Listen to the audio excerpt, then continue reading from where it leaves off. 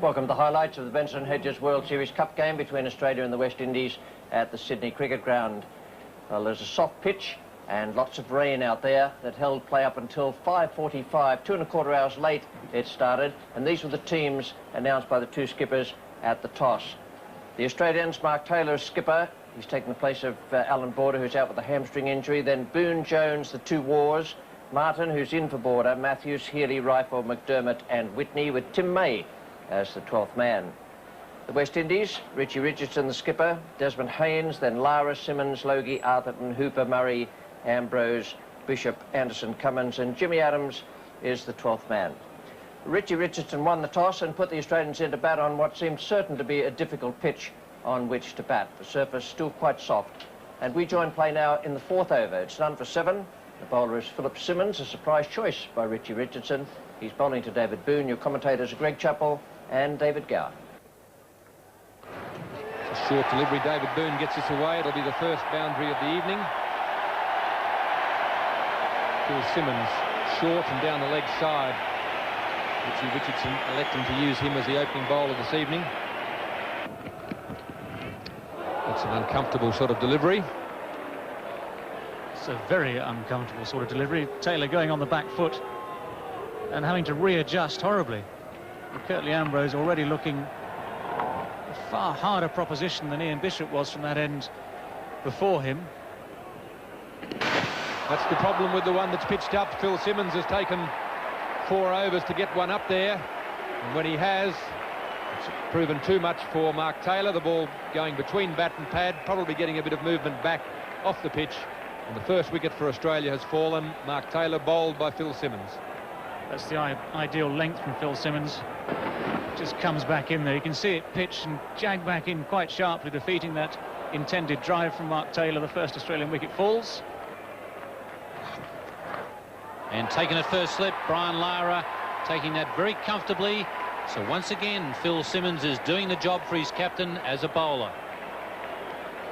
I think they've finally realised that they have got to keep the ball up. There's no point banging the ball into the pitch if the pitch is slow. There you see, well pitched up, good away movement there by Phil Simmons. Excellent bowling. You have got to keep the ball up on this pitch. Australia lose their 2nd wicket. Curtly had something to say there to the West Indies and fired the ball into the ground. He's certainly still in a very talkative mood down there at 3rd man.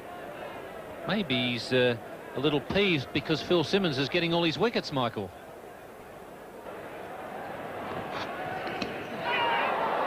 Big shout from behind, and Steve Waugh is gone. So Phil Simmons has surpassed his Sunday performance at the Wacker. He's now got 3 victims. Another well-directed ball again from Phil Simmons. Well pitched up, a little bit of away movement. Steve Waugh just compounding the problems here with the away movement by backing away. Oh, what a great save. That was headed for the boundary, saved a certain 4.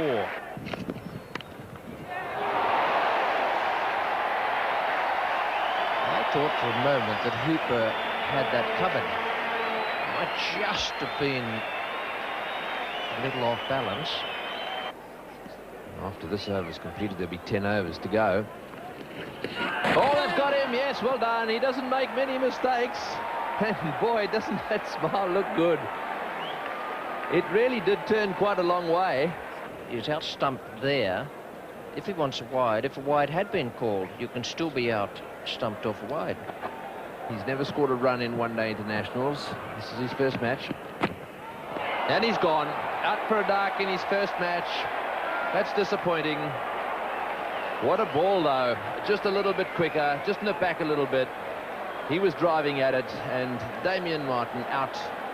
Bowled for a duck in his first one-day international. He's just come off 100 down in Melbourne in the Sheffield Shield game, and runs in the first innings as well. Jones beaten, beautiful way cut, he's gone. In fact, he walks, a thin edge, no shout from the fieldsman. Superb bowling by Curtly Ambrose. He brought Dean Jones forward, found the edge, and that's a very valuable wicket in the 25th over. I think it's safe to say there's not much Dean Jones could have done about that. Another lovely delivery from Curtly Ambrose. You'll see perfect line, cuts away very sharply. Dean Jones really does well to get a bat on it at all. Healy tries his out, straight to mid-on. That's fair enough, though, for Ian Healy. You had to try in the final overs. Cummins at mid-on took the straightforward catch. A beautiful bowl, Curtly Ambrose. Very few half volleys, never too short, and Healy couldn't get enough room to hit it over mid-wicket. It went to mid-on, and that's out. Ian Healy really hoping this ball was slightly shorter. Had in mind to heave this ball over mid-wicket, but unable to get good bat on it. Lobs it gently to Anderson Cummins. That's mid-on. Rick Matthews on strike. He's hit it. There's a man out there. He's under it. Big Curtly Ambrose. He's got him. The big buckets take the catch. Matthews doing the right thing. You had to go in the final over, but a very well judged catch. Matthews aiming a huge blow over long on. Not really able to get all the bat on this.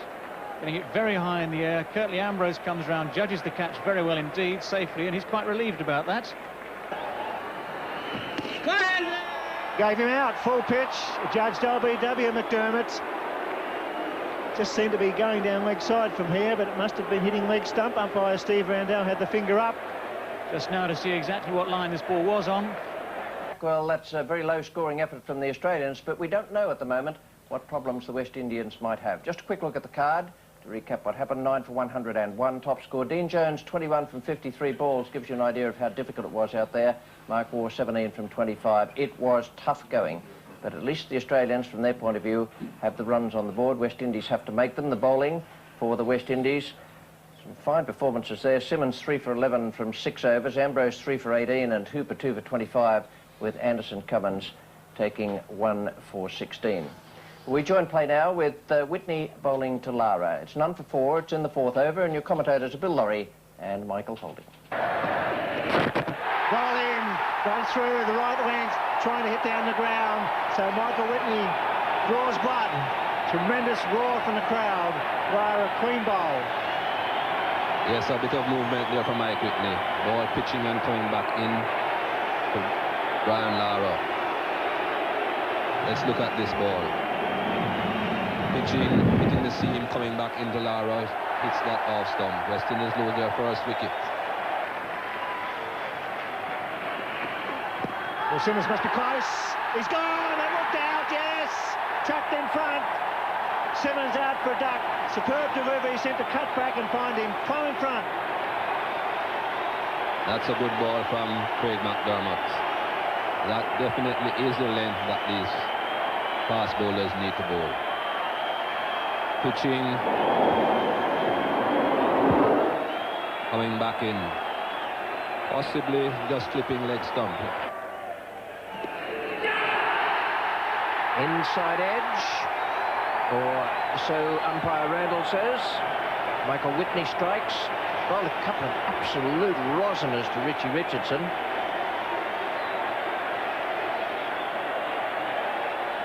Richie not very happy. Ball pitches, comes back between bat and pad. There's a big shout from behind the wicket. Oh, that would have been a marvellous catch. What a sensational effort. Steve Waugh would have been the catch of the year, but instead it turned out to be a single. What a magnificent piece of athleticism. A magnificent lunge to his right. Got him this time.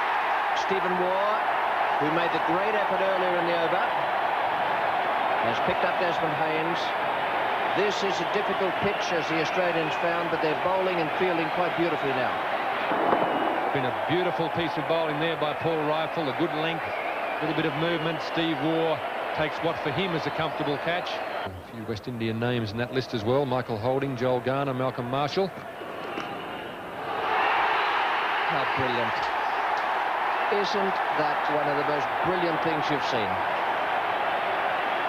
The skipper has hurled himself away to the right and taken a sensational catch.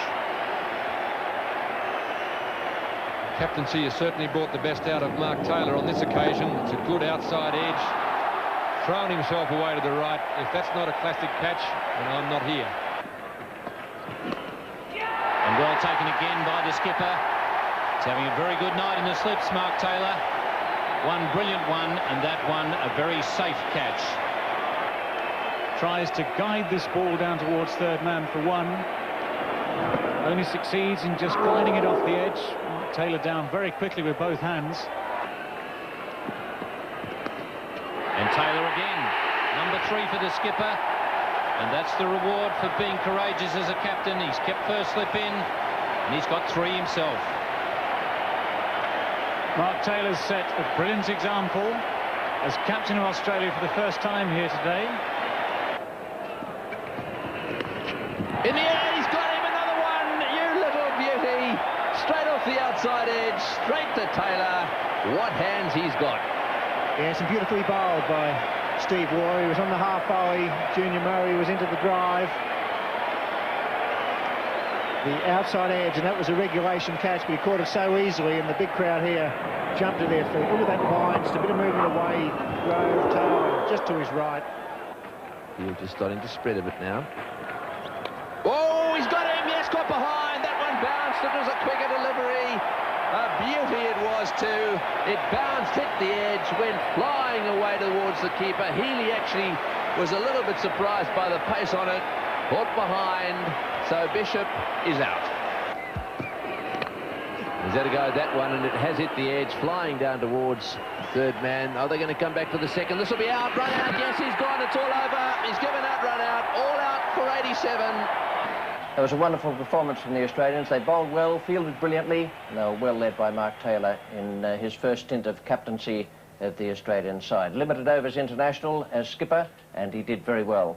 Plenty of catches for him there, 4 of them in all out for 87, and just the double figure score in the middle for Gus Logie, 20. Then Bishop got 11 and Ambrose unbeaten on 14, but towards the end it was always going to be too difficult for the West Indies. It was a very, very tough match for batsmen, I can assure you. McDermott bowled well, 1 for 11. Whitney, 2 for 11. A significant performance from Paul Rifle, 3 for 14 in 6 overs, and he moved the ball around off the seam, something that won't have been lost on the Australian selectors when they're thinking of young bowlers to go to England in 93. Steve Waugh, 2 for 26 in 5.3, and Mark Waugh, 1 for 13 from 6 overs.